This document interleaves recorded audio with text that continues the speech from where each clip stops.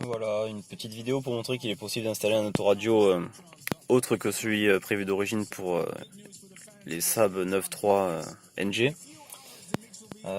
Attention, hein, c'est surtout pour les modèles à partir de 2007 avec le tableau de bord restylé. Puisque pour les versions d'avant, la partie sous l'autoradio semble plus petite, donc en fait le format, je suis pas sûr que ce soit du 2DIN, c'est un peu plus particulier. Et c'est surtout que c'est un système de fibre optique. Euh, Certains ont réussi, mais a priori vous perdez le bruit des clignotants et quelques autres bricoles comme ça. Je suis pas sûr que ça vaille le coup, mais certains l'ont fait. J'ai pas plus d'infos à ce sujet, mais c'est peut-être plus compliqué, à moins de partir sur un système où il faudrait contourner un peu et refaire tout le faisceau. Mais là, en tout cas, ça va être plus simple. Un grand merci à quelqu'un qui m'a aidé et conseillé. Si voilà cette vidéo, merci à toi. Notamment sur le choix de du faisceau, puisqu'il y a deux marques, il y a Incartech, en tout cas c'est le vendeur. Ils sont basés en Angleterre a priori, et Connect2. Ce dernier apparemment est deux fois moins cher, mais la qualité est moins bonne, puisque la voiture est équipée d'origine d'un ampli. Donc il faut dans le faisceau une partie dédiée à la désamplification, puisque la sortie de l'autoradio est amplifiée, donc sinon ça fait double amplification, c'est pas bon. Alors pour démonter l'autoradio, tout simplement il faut déclipser la grille de ventilation sur le dessus. Vous avez deux vis en Torx, et puis vous sortez l'autoradio, et puis après ça s'installe comme un autoradio classique Indine sur l'installation physique.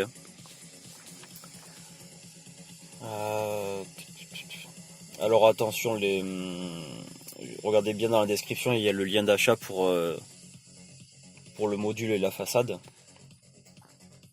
For our English speaking friends, the links are in the description.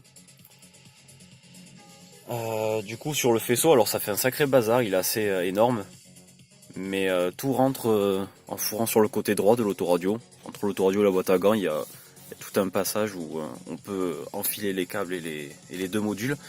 Il y a un module dédié à la désamplification avec 4 vis de réglage. Moi j'avais pas fait gaffe au début qu'il y avait des vis de réglage, donc en fait en mettant le son sur 1, c'était assez fort, on pouvait pas s'entendre parler en voiture, donc là après réglage c'est très correct, en mettant sur le minimum. Peut-être pas tout à fait, mais on en est pas loin. Et ensuite il y a un deuxième module pour les commandes au volant. Alors là a priori sur le poste Joing il fallait le régler comme un poste Pioneer. Bon voilà, fallait le savoir. Du coup on garde les commandes au volant, donc volume plus, moins, et puis track plus, track moins.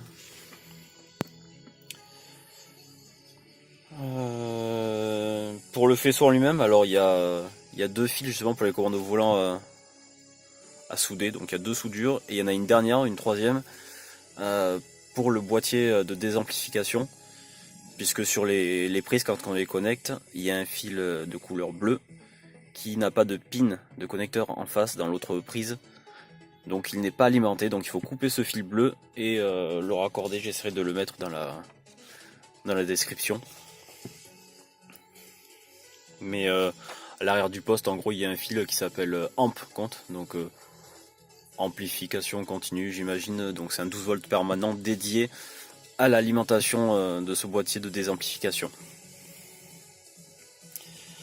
Le poste que j'ai en tout cas est fourni avec deux câbles USB, donc du coup j'ai pu faire le passage pour installer les clés USB dont j'avais besoin. Je peux également mettre un petit routeur Wi-Fi, comme ça on a la Wi-Fi en continu. Bon après je vais pas m'éterniser sur le fonctionnement de l'autoradio.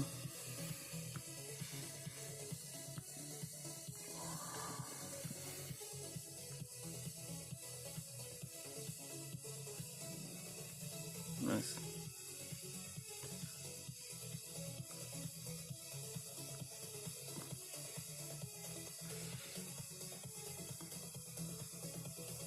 Voilà, donc d'origine, l'autoradio, quand vous l'avez, il ressemble à ça. Voilà, donc comme une tablette Android classique.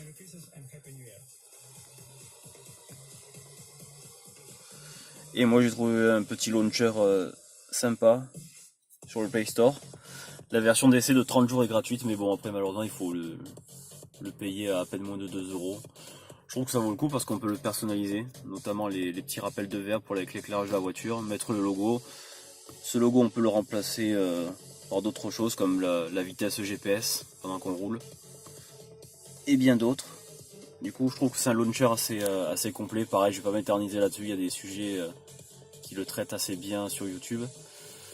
Je trouve juste que voilà, ça fait une petite touche sympa et c'est à mon sens plus perfectionné que certains ordinateurs d'origine proposés par d'autres constructeurs, du moins il y a quelques années. Je suis pas au courant de tout ce qui se fait actuellement aujourd'hui, mais voilà, ça fait assez sympa.